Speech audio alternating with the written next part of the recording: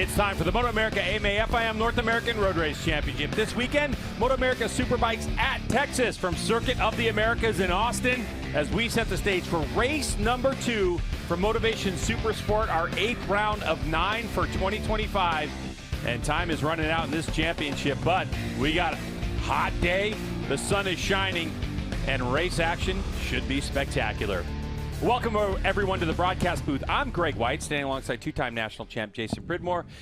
Now, JP, late in this season, it's a guy like Matthew Skoltz who just kind of goes and he just grabs this championship, and he wants it right now. Yeah, you can tell. You literally couldn't have put that any better. I think that this is almost a must-win race for somebody else to try to take that stranglehold away from Matthew. He just looks so motivated, and he's riding so well right now. As you look at the highlights from race 1 yesterday, Matthew gets out to a quick start, and he really just let everybody behind him battle for second. We saw this big crash from Cam Peterson. Really happy to see his bike roll out onto the grid today, as he only did a lap this morning in warm-up. So he's probably getting as much rest as he can. The battle really yesterday was between the track teammate of Matthew Skoltz, number 22, Blake Davis, and PJ Jacobsen. They went back and forth like this probably about 15 times or more. It was a great battle to watch. We heard PJ say he had some grip issues, and I'm still kind of wondering if it was something even more little than that.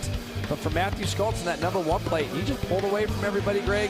He's been setting the pace all weekend like he has been anyways at most of our other tracks. But you can see Blake Davis even helps his teammate more by finishing second and extending that points lead over PJ Jacobsen.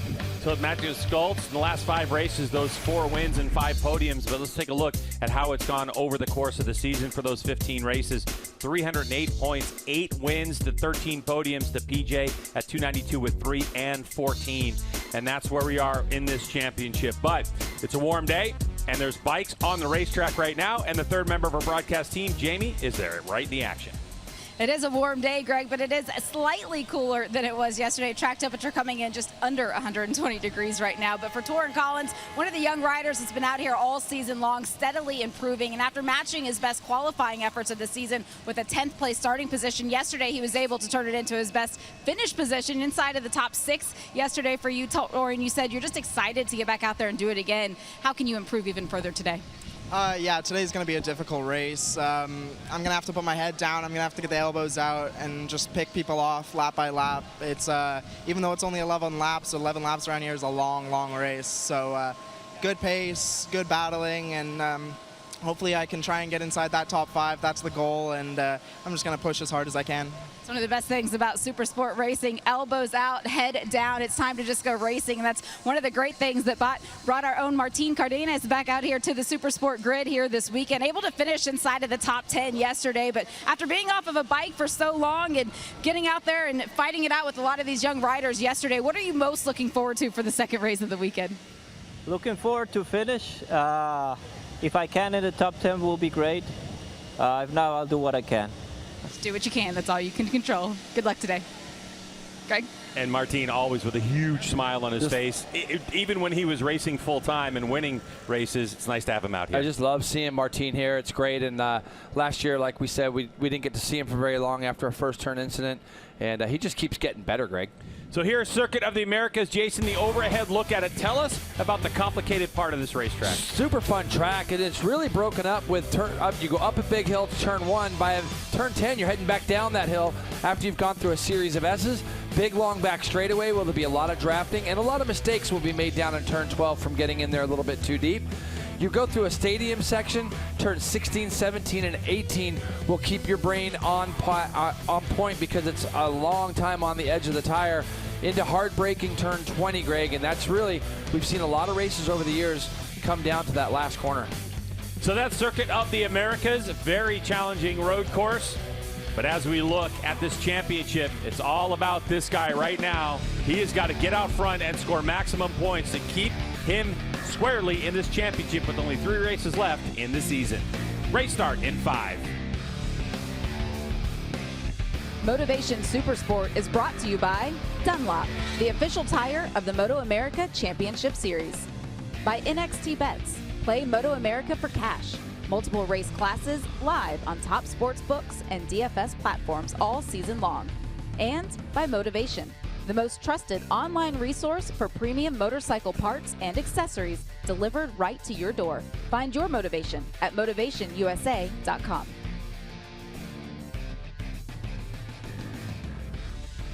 There from Jason Pridmore, Rog, whenever he's saying that the pressure's on everyone else. It's not on Matthew Scholes to go out and win this race. But no, Matthew, he wants to make sure he's the guy that picks up this race victory and keeps that pressure on PJ Jacobsen in their championship scrap. Yeah, he wants to keep applying that pressure, but, you know, it is a must-win, I think, for the other guys who want to try to win this title and slow that momentum down, but it is not going to be easy with how Matt has been riding all weekend. That R9 Yamaha, the Strack team's got that thing working great, even with Blake yesterday. But, you know, guys like PJ, really good riders like him on really good teams, they know how to adjust from one day to the next, and they know what's on the line in this race. Obviously, coming into this race, it is 16 points the advantage for Matthew Scholes at the front of the championship battle. But at the front of the field, Cam Peterson on the grid in the middle of the front row, and this is going to be a tough one for the 45. It's going to be tough. Not only the heat, this track is so physical through the first part.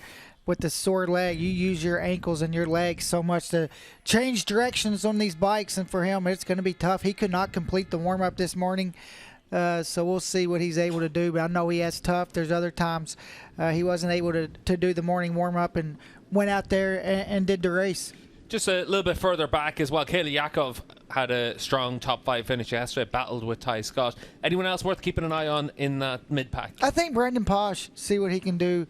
Had some issues early on in the race yesterday, lost a lot of spots, so see if he can get a good start, what he's able to do. Good to hear from Torin Collins down on the grid as well. Starting from 10th, finished inside the top 6 yesterday on his Suzuki, so we'll see what he's able to do in that 71 machine as we get ready for Supersport action here at the Circuit of the Americas and the penultimate round of the 2025 campaign.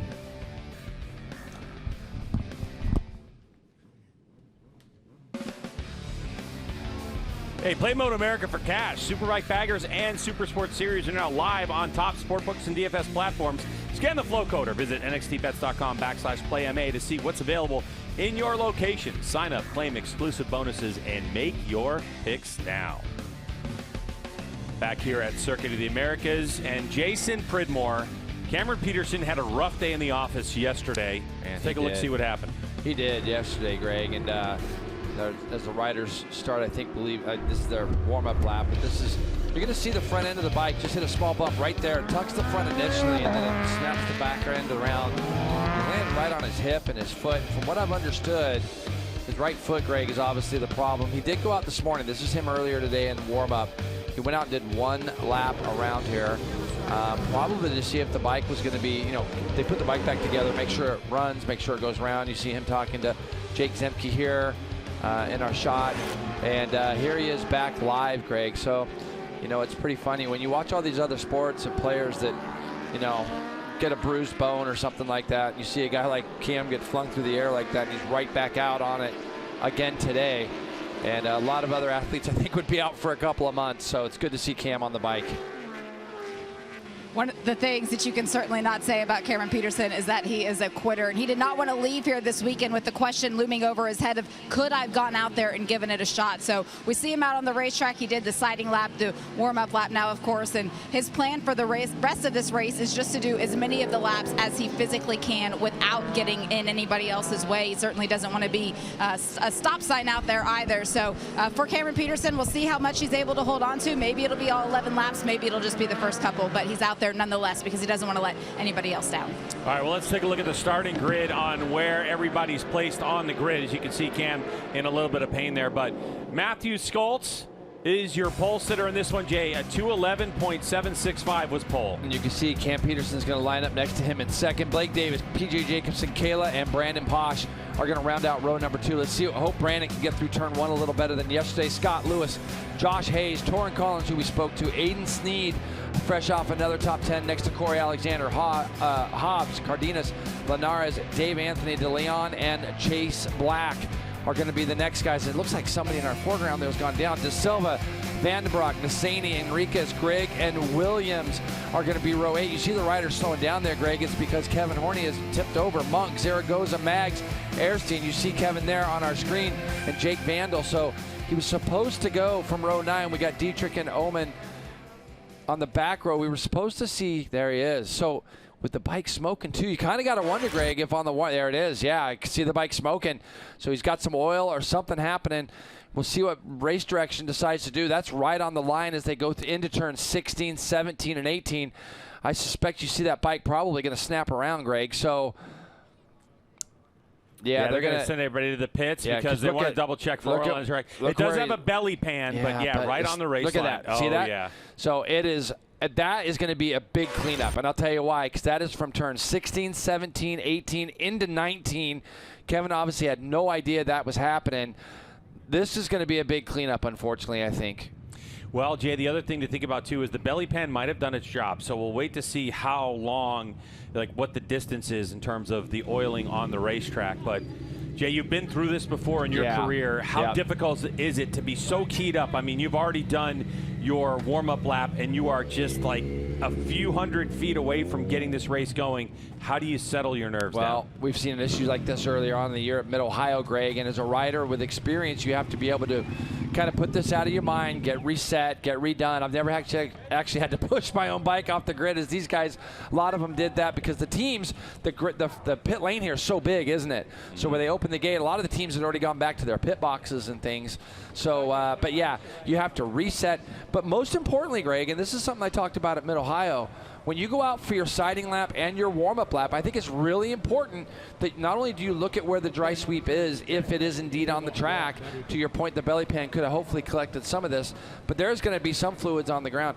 It's important for you to go find out where the dry sweep is and not be afraid to ride through it on a siding lap or warm-up lap so that you're not forced to ride over it during the race. So go out and really, really take a look at the track. The dry sweep does a really good job, actually, of soaking up fluids that get put on the track. For Cam Peterson, you know, he was probably getting all ready to go for this race, and adrenaline's going and things like that. This isn't probably the best thing for him. Well, you can see he's not getting off the bike either. Well, he's not going to walk back, is he? They're not going to make him walk back. So the thing is that they might whip that boot off, get some ice on it, do something like that to help him out. But with the amount of distance that was covered there, if there is fluid down, it unfortunately, it might be a while. There's the 440 that had the incident. You see the oil all over the outside of the belly pan. Yeah. But yeah, if you have a stock motorcycle and you've seen obviously underneath side of your motorcycle, generally that's an open area where your plastics are going to be. So when you come race in MotoAmerica competition, it's something we don't talk very much about because it's happened. Look at the tire. See all the oil? All kinds of slicked up. So there's definitely going to be stuff on the track with all that oil pulled over it. And it's good to see that Kevin's actually okay because, you know, when you're riding around and you have no idea that that's happening and all of a sudden you're just getting flung through the air, I can tell you from experience that is not a lot of fun, and happy to see him okay, and this isn't the adrenaline rush that he needed either. No, it certainly is not, and it's actually good to see with how quickly that bike flicked sideways and put him over the high side that he is okay. So for Kevin Horney, he's going to wait for the crash truck and see what's happened. For the rest of this grid, they're back to the pits. We're going to see how this thing unfolds here in a moment.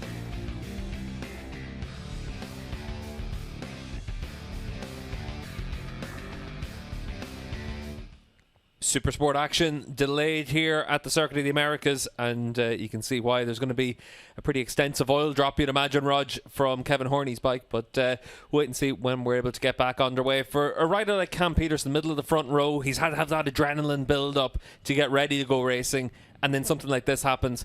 When you're carrying an injury like Peterson, this is the last thing you need. Yeah, and for Cam riding hurt like that, you just want to get it over with. You want the race to start and move on, and now you got to wait. The foot's going to be in the boot. Temperature's going to rise. It's going to be hot. It's not going to make it any easier for him. You're just ready to get going. You're in the zone, and it's going to be he looks like he's really struggling with that leg. Yeah, even on that warm-up lap, you could see it for Cam Peterson, and you can see just how much the compound's gone down here and the extent of it. We saw this in Mid-Ohio as well. The good news is, at least here in Texas, it's a wide track, so you'll have some places where you're able to run around the outside of that, but it is going to be difficult for the riders. The siding lap, when they get back underway, is going to be really important just to see what the grip level's like out there. Yeah, and it's right on the racing line. I mean, you're just right there where you're going to want to be at the apex there. You only have a little bit if you can get under it. Glad to see him up and walking away. Unfortunate accident for him. Yeah, always a scary crash when you have something like that. And for Kevin, at least able to walk away from that. You can see the corner workers down there just making sure that the conditions are going to improve for the riders once we get underway. And Michael Hill, you're down in pit lane at the moment.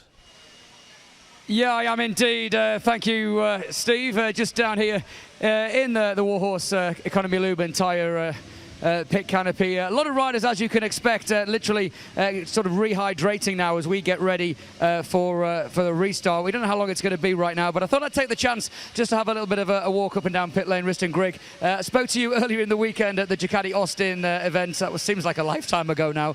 Now we're in full race mode. How was yesterday? How were you feeling on that sighting lap? I've honestly been struggling a little bit since the start of this weekend. You know, it's been a long time since I've, been in the competitive scene and just with the injury and everything. So just trying to get loosened up, trying to find a pace again. And I was already playing catch up at the beginning of the season, but now I'm kind of playing catch up again. So, I'm doing everything I can. I'm having fun.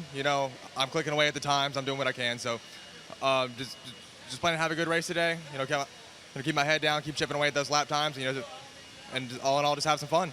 It's great, obviously, to have you back. Obviously, coming back from injury is never easy. And from a rider that's obviously missed a few races through the injury, you just get yourself psyched up to go racing. Obviously, one of your competitors has a technical issue. The good news is that Kevin is okay, but there's a little bit of fluid down there. Obviously, the track marshals are doing a good job. How do you now refocus in 10 minutes or so to go racing again? Well, I'll just try to get cooled down, try to go in with the same mindset that I already had on the warm-up lap. We're already psyching ourselves up at that point in the race. So, for now, just try to keep that intensity and then just stay focused and, just keep doing what I'm doing. And Kevin's a good friend of mine, and I'm glad he's okay and that didn't cause any injury. But it's something we got to deal with. Obviously, everybody's got the same track conditions, so same plan. Absolutely. We'll let you get back to hydrating. Sorry, I moved your chair out of the way to get in. So, right, let's have a little wander along. We're not going to go and speak to Cam Peterson again. Obviously, we spoke to him on the grid, and the last thing he needs. In fact, we can just see him. I don't know if you can see there, Steve. Just really saying what Riston is talking about, his teammate. They're just hydrating, trying to keep your temperature down. And you'll see a lot of riders just putting cool towels on their head just to try and lower the body temperature, keep the blood pressure low, and just try and keep out of the sun. And Cameron still smiling down there. You've got to say 10 out of 10 to Cameron Peterson for even giving this a go. Absolutely. Cam, I'm not going to come and talk to you, but how did you feel on the warm-up lap, Cameron? Not sure he could even hear me. Do you know what? I am going to go in and ask a word with him. Cam, I'm not going to ask you a ton of questions, but how did you feel on that sighting lap? You feel a bit better than the warm-up? Yeah, the track doctors, the MotoAmerica doctors, they worked on me a little bit and, did some stuff to help out with the pain. It's going to be tough, I'm struggling to really put weight on my foot, my ankle, but going to go give it a try. I know race adrenaline's a whole different thing, so we'll see how we feel. Excellent. We'll let you get in the zone there. As I said, I wasn't going to go and speak to him, but since he couldn't hear me, I ended up having to go and talk to him anyway. Not a problem. He's a great guy. And as I said, all of these guys, athletes, they're all absolutely super fit, and none more so than Cameron Peterson. Right, I'm going to continue my little wander up the pit lane here and just see who else we can maybe grab a word with. As I said, a lot of riders grabbing drinks and fluids and just trying to make sure that they are hydrated because when we go racing again, it's going to be what we call a quick start procedure. If you are new to the MotoAmerica Championship, a quick start procedure means that the riders will not have all of those opening ceremonies, not all of the bravado on the grid with the umbrellas and all of that kind of stuff. They're going to literally come out, they're going to do one sighting lap, they're going to come up to the grid, and then they are going to go on one warm-up lap, and then we are going to go racing. One rider I've not had a chance to talk to, and it's becoming a bit of an annual ritual now, speaking to Martin Cardenas.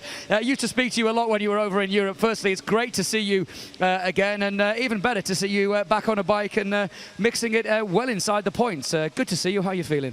Thank you very much. Good to see you too. And yeah, feel great. Yesterday the race went good. We went P10, P9. Really hot weather, exhausting race, and we'll see what we can do today. Excellent stuff. Well, great to see you, Martin. I'm going to grab a quick word with Max Van as well. And Max, never nice to see a rider go down on a siding lap. Luckily, the rider is okay, and obviously the track now getting put back into to shape. How are you feeling on that siding lap? Ready for lights out? For me, it's been a little bit of a rough weekend, like I explained yesterday. Poor qualifying, Michael, but I just want to give a huge huge shout out to Jesus Christ for having my back at all times. My parents, my awesome girlfriend, all of our awesome sportbiketrackgear.com customers. Precision track days and two-wheel dyno works for backing me up this year, and hopefully we can make some head rows in race 2 today. Excellent. We'll let you get back. Look at the fan that this guy's got down here. Look at that, trying to keep cool. I need one of those with me, mate. Someone should carry that with me to follow me around. But Max Van doing a good job. Martin Cadenas, again, just hydrating. Look at the amount of fluids that these guys are drinking as they get ready to go racing again. Let's see if we can get a word down here with Tyler Scott. Tyler, of course, leads Suzuki in the championship. And Tyler, do you mind if we get a quick word with you? Tyler, very, very hot conditions. It always is when we come to Texas. Just talk us through the weekend so far from your perspective. And how were you feeling on those initial couple of laps going to the grid? Oh yeah, feeling pretty good this weekend. It's not too hot out here compared to the last few years, and coming into the weekend felt pretty good. Got the bike dialed in pretty quickly. We ran into some small problems with the chassis and some small limitations, but we've worked through it, and in warm-up this morning we had some really good pace and just ready to get the race underway. Excellent. And again, just look down here. Just talk us through. You've got 3 different bottles here. So we've got, obviously, we can see a Gatorade. We've got some water. And this, I assume, is some kind of hydrolyte or something.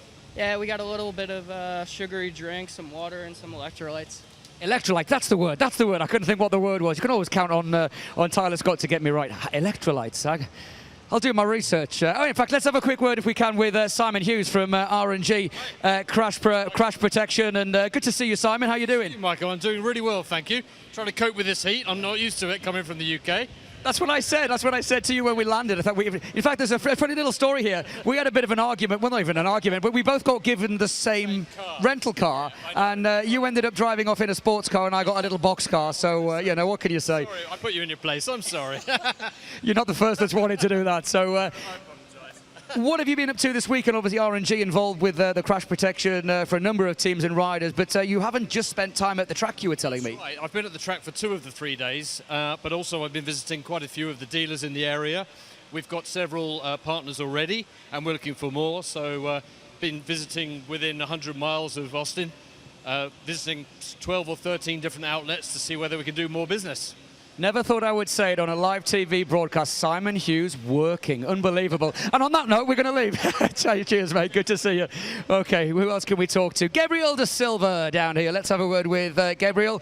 And Gabe, good to see you, my friend. And of course, sporting. I don't know if you can actually pick up this as well, Steve. Lovely Jaritos livery on the Suzuki down here. You know, orange is my favorite color, so I'm kind of drawn to that bike anyway. Joking aside, how are you feeling, mate? Obviously, good to see you back on a bike for the rest of the season.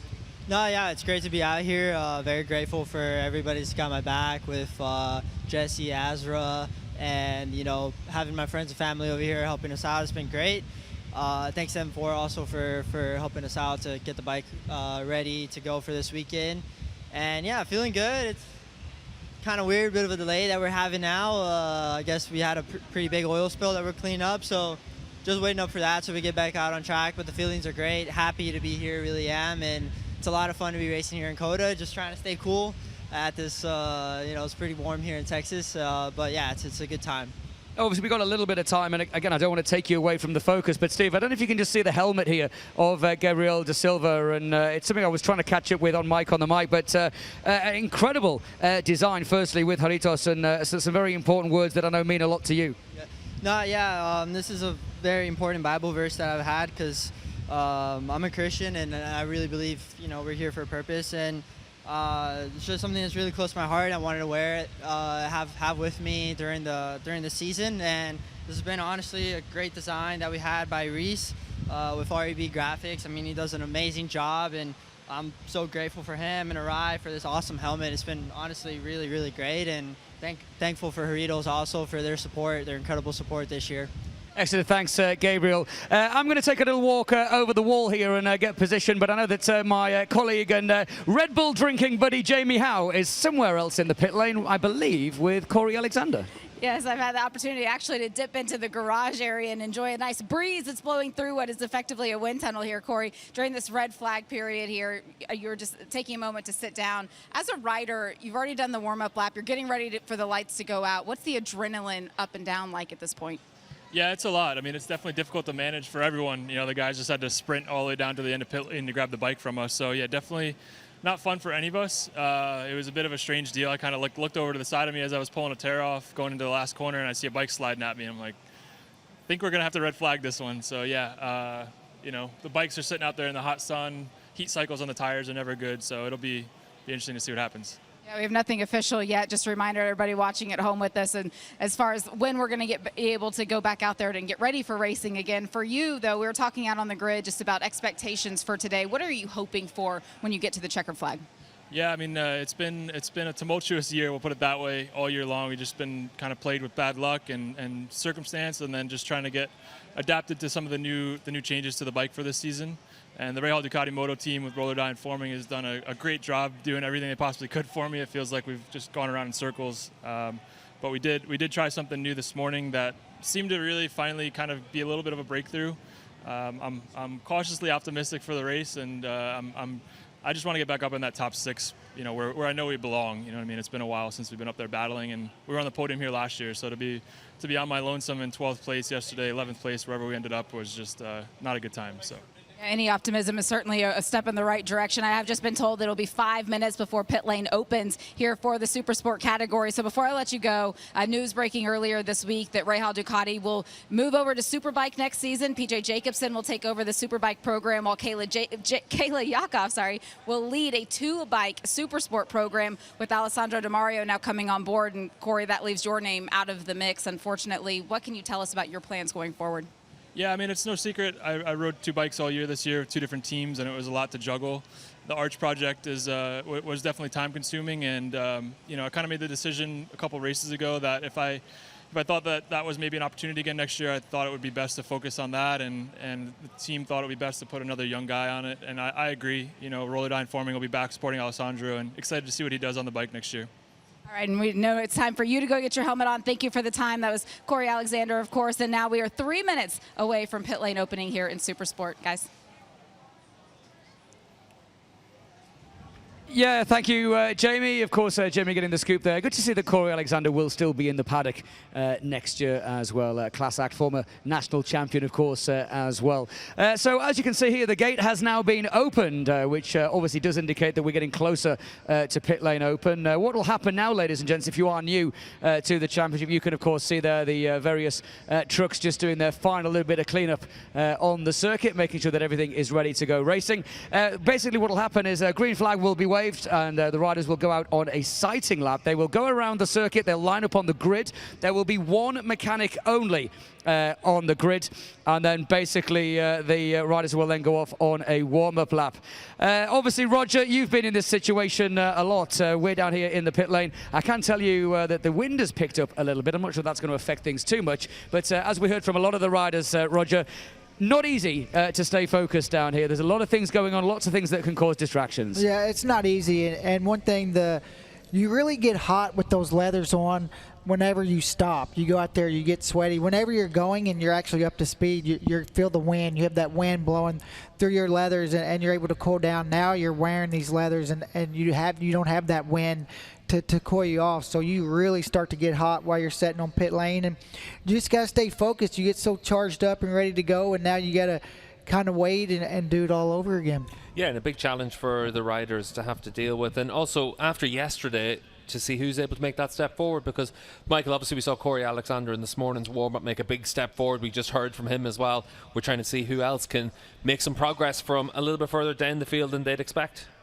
Yeah, I think that's a really good point. And also, you look at this morning, PJ Jacobsen did make a step. He topped the warm-up, but there was only a 1/10 of a second between him and Matthew. And certainly for the fans that have been watching all season, I'm sure we're going to see a great race there. A rider, Steve, that you actually mentioned earlier on that's really impressed me this year is young Aidan Sneed. We had him on the preview show. He's on the sole MV Augusta. And we know how competitive the MV Augusta is in the World Championship. And for young 17-year-old Aidan, he was well inside the top 10 yesterday. He's just slowly creeping up the order. He definitely could be one to watch. I don't know what your thoughts are on young Aidan. Yeah, that MV's a tricky bike as well, because we've seen it in World Championship racing that when the grip is down, it becomes a really difficult proposition, and Aidan's done a good job this season to be able to make some progress on it, Rog, and all the way through the year, we've seen him step by step get a little bit closer to the front each week. Yeah, and just consistently finding himself inside the top 10 every weekend, and you know, when you're the only rider on one brand, you're left to do all the work. You can't go ask other teams or any other competitors any questions or see if they've changed anything with setup. I heard a couple riders yesterday on the same brand the Supersport class asking each other what they were doing to their bike and trying to work their way to the front. When you're the only one on the MV, you have nobody to ask. Yeah, you got no data to check, and it's always a real challenge. And Michael, just before we finish up here as well, when you look at the conditions, what's it like down there compared to a couple of hours ago? It just seems like it's getting hotter and hotter as the day goes on. Yeah, I can tell you with a chap that has no hair, it is blisteringly hot down here. I know a lot of the riders are saying that it doesn't feel as hot as last year. To me, it feels exactly the same. What I would say is the biggest difference today is there's a little bit more wind, not massively, and it's not gusting at 20, 30 miles an hour, but it definitely is a little bit windier. And it's definitely, for me, Steve, a little bit more humid. And again, Roger, for the riders who are literally hydrating and trying to keep the fluids in, the humidity is obviously going to be a problem in terms of, obviously, when they start sweating and they get into these races, body temperature goes up. So that's another reason why we see them taking hydration and obviously trying to keep their body temperatures down. And it's just all that stuff starts to add up over race distance, the hydration and all that. That's why you see during the red flag all these riders trying to do everything they can. I've seen some riders had their boots off trying to, you know, the feet's one of those places where you can really get your body temperature down. But in this heat, it's really tough to try to get your body temperature down. Yeah, not an awful lot you can do when the conditions are like this. Aidan Sneed, the first rider at the end of pit lane, as we get ready for pit lane to open. It'll be an 8-lap race. The riders will leave pit lane and go to the quick restart procedure. So once pit lane opens, usually it's in and around 5 minutes until the race gets underway. But Rog, the slightly shorter distance, 8 laps, is that going to make a big difference? It's going to help Cam Peterson. When you're hurt, the less laps, the better. You don't have to go out there. But if you get a bad start, you got less laps to try to get it done. And if your strength is on the bike doing long runs, you're going to miss out on those extra couple laps. And one thing you have to think about, I know that the riders didn't get a real lap on their tire, but heat cycles. Sometimes tires do not heat cycle the way you would like, and this is going to be a little bit of a heat cycle for these guys after doing a warm-up lap and a siding lap and putting the tire warmers back on. That's also one of the situations whenever you have a red flag, can't change your tires as well. So the riders just making their way around on their siding lap to the grid, and 8 laps of Supersport action about to get underway, and it's going to be about 25-minute delay by the time we do get underway, Rog. But when you look at what we can expect in this race, Matthew Scholes at the front, obviously the expectation is that he's going to be able to challenge for the race victory just like in yesterday's race, but we have to wait and see how he gets through those first couple of corners and the first couple of laps. Yeah, and he's definitely going to challenge for the victory, and I think the big thing, and all his competitors know that, they need to try to take shots at him right away going up into turn 1, try to make a move down into, you know, turn 11 on the opening lap, turn 12, just try to get in front of him and not let him get up to the pace that he has shown all weekend. Yeah, you've almost got to be like that fly that just keeps annoying you, and you're having to swat away at them and see if they're able to just land any blows on him. But for Matthew, he's been the rider to beat over the course of the season so far. The pressure's been applied by PJ Jacobsen for much of the season. Jacobsen faster in this morning's warm-up session and looking a bit more comfortable than he was in yesterday's race. Yeah, and for PJ, it's a big race. You know, he needs to get the momentum back his way. We're starting to run out of time. He's got some points to make up. That's it. PJ would be hoping for a fully fit Cam Peterson in the middle of that front row of the grid. Obviously for Peterson, he's having to ride injured for this one, and we'll see how the 45 is able to hold up. The shorter race distance is going to help him, but the fact that you've got that high adrenaline moment and then suddenly you have to get yourself back down to earth again is always a tricky one for a rider to deal with. So we'll see what Peterson can do on the 45 as he builds up into this race. The riders just making their way around on the siding lap, and then they'll have their warm-up lap, and then we'll be back underway. And around a lap like this as well, Rog, it's such a long lap that it does take, even with the quick restart procedure, it does take some time to get back underway. Yeah, it takes some time, but you also have a really good opportunity. And even with this heat, getting the tires up, you can see the riders aren't pushing that hard. They're not wanting to get too much heat in these tires early on. Let's see what the conditions are like when we come through where the oil slick is in towards the last couple of corners. So we just come through the long right-handers at the end of the lap, and then the penultimate corner right on that apex, we saw that compound being laid down just where we are now. Some riders trying to run over the inside of that, Rog, just to see what it's like. Yeah, and some riders going around it. And, you know, I think right now it's the opportunity to try to go under it and see what happens when you cross back over it. We saw at Mid-Ohio just how critical this can be in a race as well, and riders having to decide on their avoiding action for the compound that's laid down just to lift that oil and fluid that's down there as we now come towards the grid. The riders are greeted by one mechanic just to double check the bike, and then they'll be set on their way. But just through that last section, Roger, it was interesting to see so many riders trying different tactics, and hopefully it's a case of you're able to use both sides of that. You don't want to lose one of the key overtaking opportunities, that run from turn 19 towards the last corner. You need the momentum through 19. Yeah, and for a guy like Matt, he doesn't want to see that on track. He doesn't want some other variable that he has to look out for, like the oil dry. So I think the first couple laps, it's going to be interesting to see who's going to go around it, who's going to go under it, and it's going to change throughout the race. And obviously for the riders now, being left by their mechanics, will be able to get underway now for our warm-up lap to the grid. It's going to be an 8-lap race here at the Circuit of the Americas, but still it'll be plenty of action, Rog, because with 20 corners around here, you've still got 160 to get through over the course of this race. Yeah, and there's a lot of things up for grabs. I mean, we talk about the championship battle, but there's other battles up for grabs too. Top 10 in points, top 5, top 3. So it's going to be a fun race, and there's a lot of tension. Look at all those riders that has to funnel through turn 1. It's a tricky start.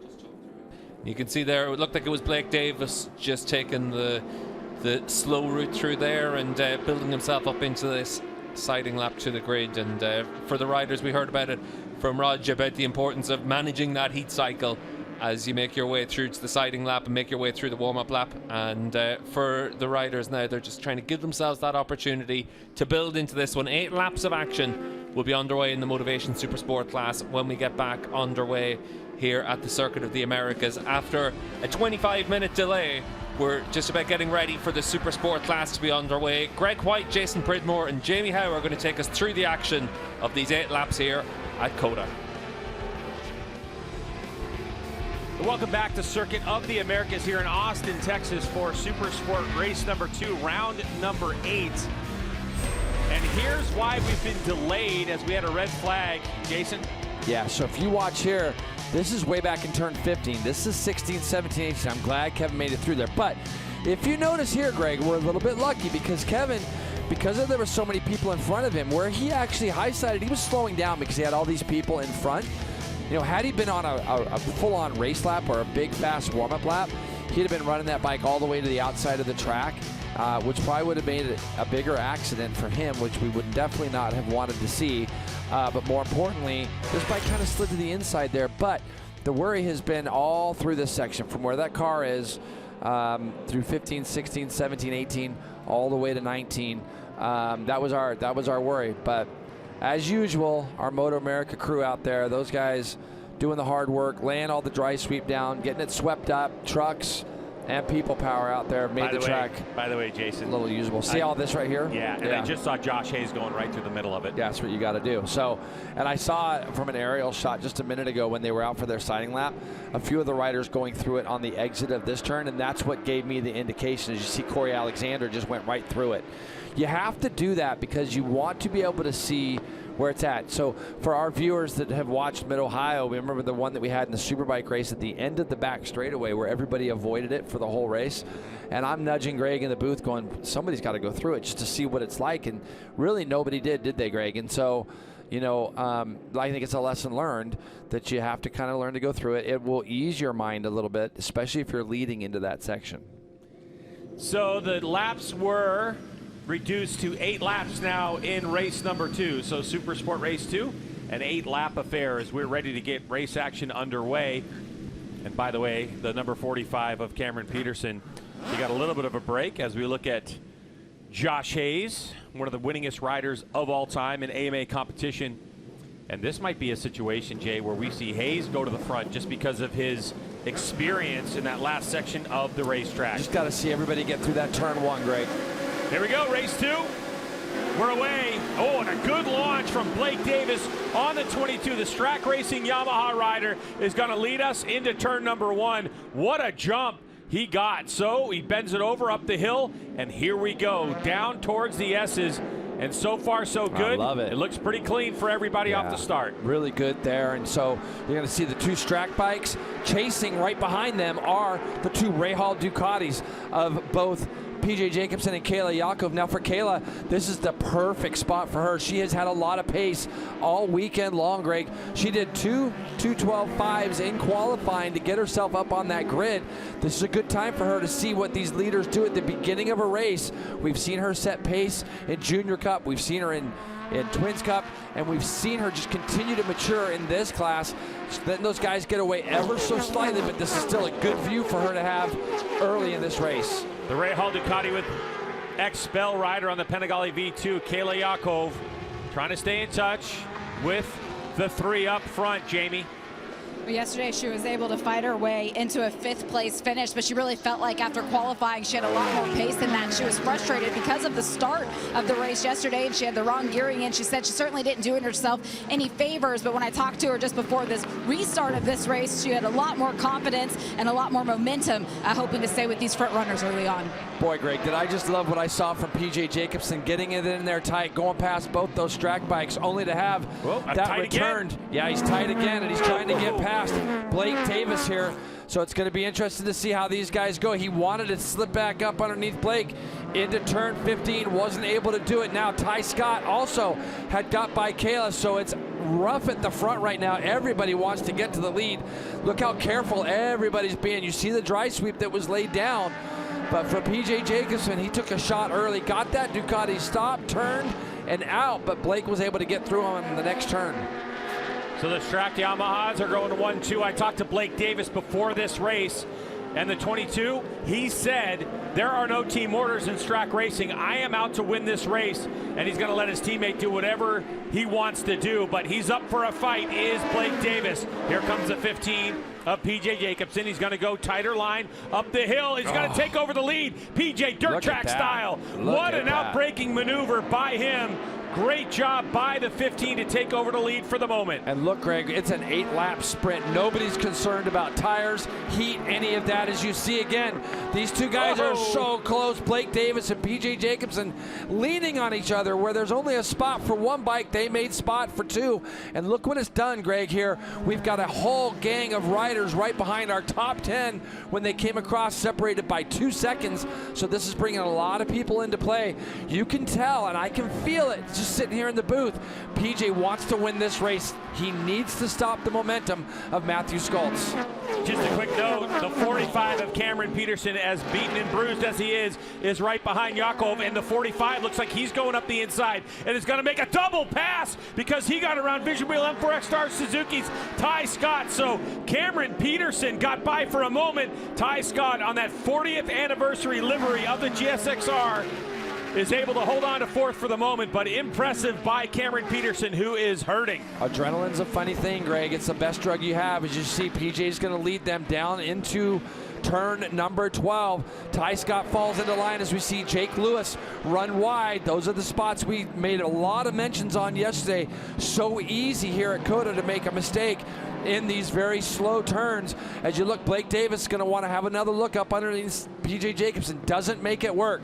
So for P.J. now, it's got to be head down, try to pull a gap on these 2 Strack Yamahas if he can. PJ, at this point of the championship, there's a lot to lose, but also nothing to lose. Look at Blake Davis just rolling around the outside of P.J. Jacobsen. P.J.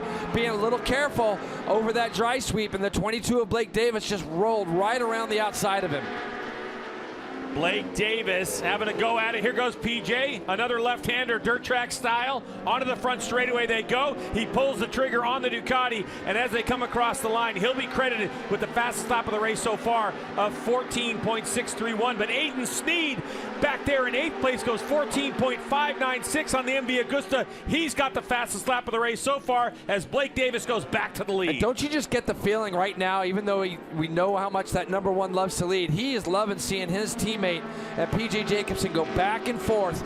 Now Blake Davis gets a clean run in through the S's and is starting to pull a little 2/10, 3/10 of a gap. As we get a look at our drone here, Greg, exactly what these S's are looking like.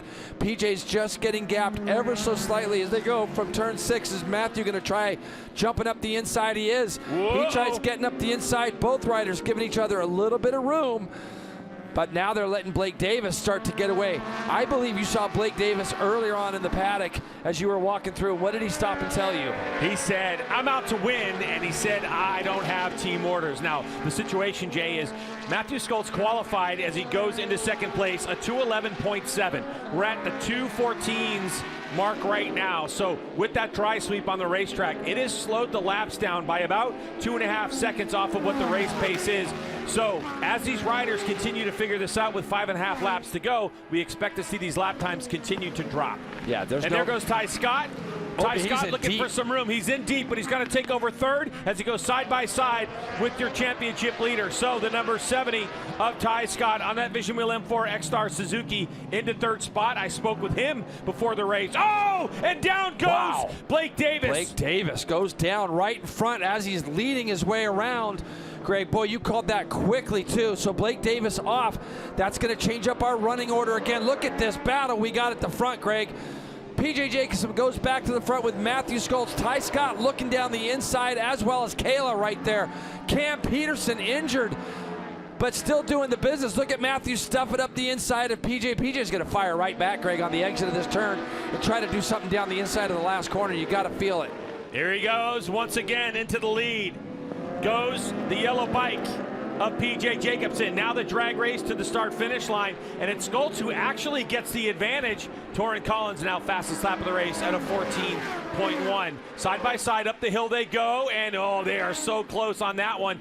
They're side by side, but Skoltz is going to have position, so PJ not able to use his typical dirt track sliding style as Yakov now up the inside. Oh, she goes down the inside of Ty Scott. What a call, Greg.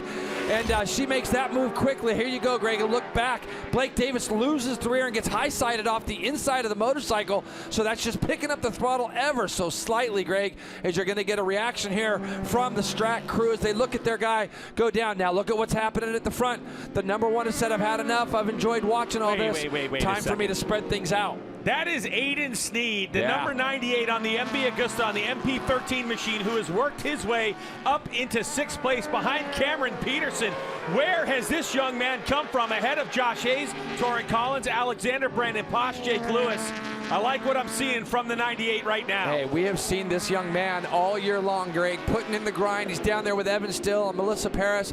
They've been doing a remarkable job on this MV Agusta. Now he's in the draft of that Ducati in front of him, and he is now, Greg, this, I cannot tell you how important it is for a young rider to be in a race like this and see the leaders still at this stage. So for Aiden Sneed, this is a great, great run so far as Ty Scott goes back up underneath Kayla Yakov down into turn 12. Matthew Skoltz, look at Kayla just fire right back at that number 70 as Ty Scott was trying to get on the gas with a little too much lean angle, and he's going to just have to fall back into place right behind Kayla. Kayla wants to get on this podium for her Ray Hall Ducati team worse than anything. So Matthew Skoltz, a 14.9 last time by the stripe, starting to eke out a more advantage over P.J. Jacobson. Kayla Yakov now number 19 on that Ray Hall Ducati Moto with Expel machine, safely in third for the moment as the Vision Wheel M4 X-Star Suzuki of Ty Scott. And of course, Cameron Peterson, what an absolute legend on that Celtic Economy Lube and Tire Warhorse HSBK Ducati,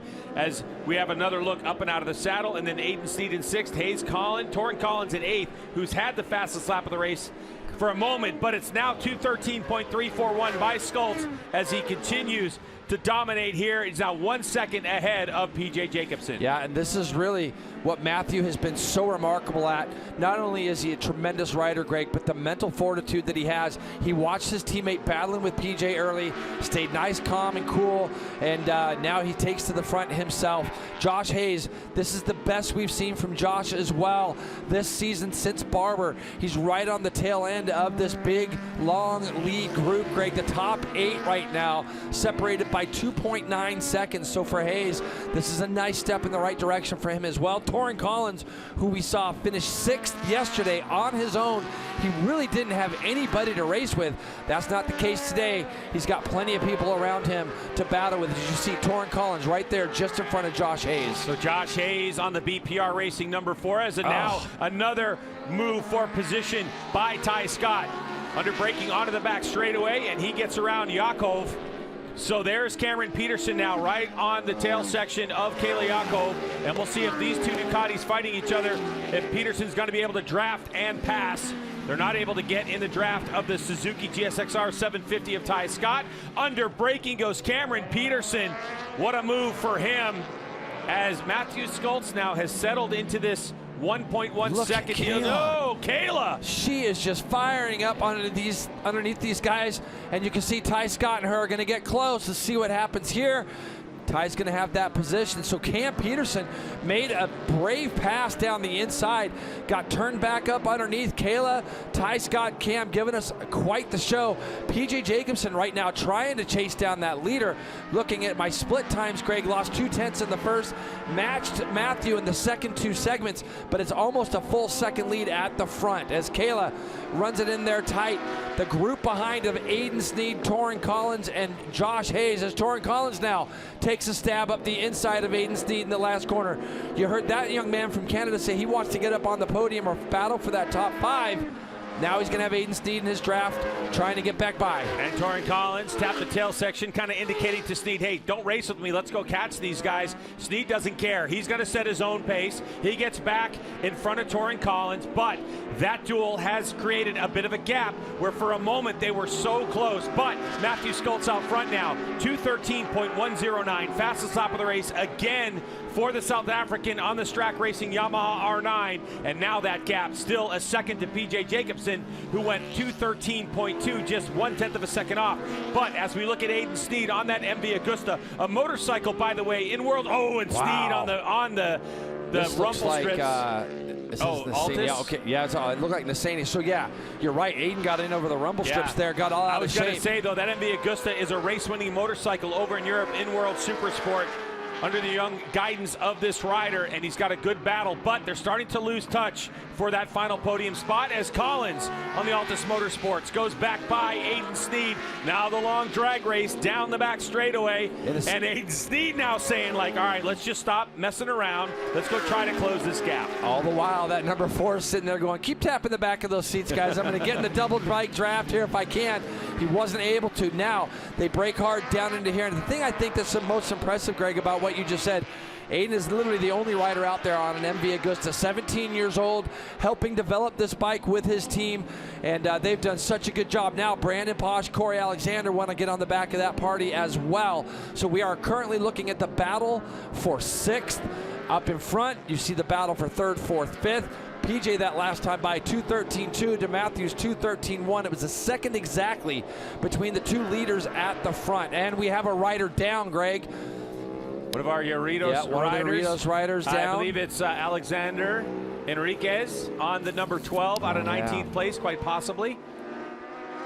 But back to this battle for 6th place between Sneed on the 98, Hayes on the 4, Collins on the 71, Brandon Posh in the mix as well on the 96, and Corey Alexander on the 23. Here comes Torrin Collins. Now this is the spot that Torrin wants to put himself into here as they break hard for turn number 1. He's going to make that pass on Aiden Sneed. Now, let's see if Torrin's got some pace down through the S's as Josh Hayes gets extremely out of shape on the exit there.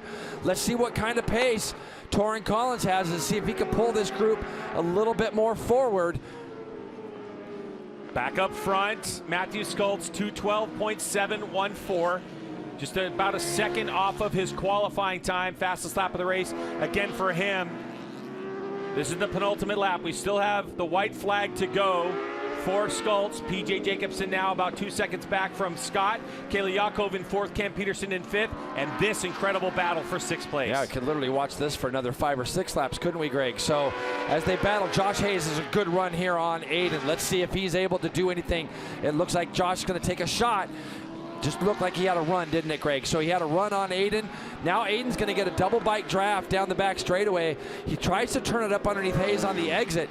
Now he's going to run it all the way over to the left. We're going to be 3 wide going down the back straight, Greg. He got such a good drive. He did. He didn't even need the draft. He was able to turn it back up underneath. And how about Kayla, Ty Scott, and Cam Peterson still trying to fight it out over this last podium spot. Kayla with the nod here as she's going to lead them into the stadium section. So for Yakov, now locked in this final podium spot. So much experience behind her. So happy to hear that she'll be continuing on with this Ray Hall Ducati Moto team for 2026 and be the leader of the Supersport program in that camp. Oh, look how fast she is through the middle. Look at that gap that she just pulls through the middle of turns 16, 17, and 18. Kayla just ripped through there. So she kind of looked like she went through some of that oil dry too. She really did. Bump. Yeah. So looking here, Greg, 33.4 to 33.7 in split 3. She gained 3/10 on those guys. Let's see what the 4 split is. As Matthew Skoltz going into the white flag lap goes 2:12.5, Greg, to open his lead by 2.3. But how about Kayla? She's opened up almost half a second lead on the guys behind her. She goes in here tight, Greg, because she didn't know how big her lead is. That's going to allow Ty Scott to open up the radius of that corner and close in ever so slightly on her. So had she known she had a gap, she probably would have opened up that radius a little bit more at the top of the hill. Battle for third place, final spot on the podium. The number 19, Yakov, leads the way. Kind of got to love where Cam Peterson is here in this battle. He should be able to draft both these bikes. We've seen that Warhorse Ducati this year with some pace down the straights. So for Kayla right now, she's got to clean all this the best she can as Ty Scott has a look up underneath in turn 8, the flip back over to turn 9. But has Cam Peterson played this perfect, Greg, where he's going to be able to draft both these bikes down into that all-important turn 12? Depends on what Ty Scott's going to do here. No, is Cameron Peterson going to try to steal a position from Ty Scott? So a good move there. Now it's all about Kayla's drive. If she gets a good drive and Cam Peterson able to get in the tuck behind her, he might have a good opportunity here to take position as we get to the back end of the back straightaway. But look at the Suzuki GSX-R 750 looking for real estate. Everyone trying to get around. Who's going to have position? Kayla gets hung out to dry, but she's going to go hard on the brakes as Ty Scott gets the position. Oh, and nearly they touch at the apex. But look at the bike control all 3 of these riders have. Kayla's going to just go straight to the apex. She's not going to be able to make it. Now watch Ty through here. He's going to hold it tight on the exit here, and he's going to move all the way over to the left. He's not going to allow anybody to sneak up the inside of him here, Greg. But we know the one thing Kayla has is its speed through 16, 17. If these guys let her lead through here, she's going to be gone. And for the number 70 bike, he's got a track limits warning, so he's got to be careful in turn 19 for the 70. But there goes Yakov in third place. She gets the thing loose, Greg. Now, here's where she's gone tight again. Now he's going to be able to turn it back up underneath and give himself a run. Going into the last corner, she moves over to the left. What a move by Kayla. Matthew Skoltz is going to win this race, Greg. Good job for Matthew Skoltz and a win, and now the run. And Kayla's way out wide. What happened to Ty Scott? There he is as we come to the line. Cameron Peterson, injured and everything, but here comes that run for 6th place, and it will go to Aiden Sneed ahead of Torrin Collins, Brandon Posh, Josh Hayes in 9th, and Corey Alexander in 10th. Woo! Wow. How do you like that one? Oh my gosh. Back up front, Jason. What we had a race. 10 lead changes in this race in 8 laps. And it was all about Matthew Skoltz. Once he was able to shake his competition, he just set fastest lap after fastest lap. And the margin of victory, 1.8 seconds. So Skoltz, PJ Jacobson, Cameron Peterson, Yakov, Ty Scott, any one of those 3 deserved that podium. Sneed only 10 seconds back with Collins, Posh, Hayes, and Alexander. Wow. What a race. But, man, what do you got to say about this guy, Greg? He just looks unbeatable. It just looks like no matter what, Matthew Skoltz is going to find his way to the front. He's going to enjoy watching this race later because we didn't get to see him much the last 4 or 5 laps. But the battling that was going on behind him was something else. Wow, incredible run for Matthew Skoltz. And you could see there, it was like fastest lap of the race at 14.9, 13, pretty incredible. But how about these championship standings? Let's take a look and see what's going on as we leave you here and go to New Jersey. It's now 21 points for Matthew Skoltz. Not quite a race in his advantage, but PJ Jacobson, only those 2 in this championship. So as we head to New Jersey for our final 2 races of the season, this is the picture. It's Matthew Skoltz with a 21-point lead over PJ Jacobson. And trust me when I tell you, anything can happen in New Jersey. Anything. Thanks for watching our coverage of Supersport here from COTA. We certainly hope you enjoyed it. What a race we had. We can't wait to see you in New Jersey.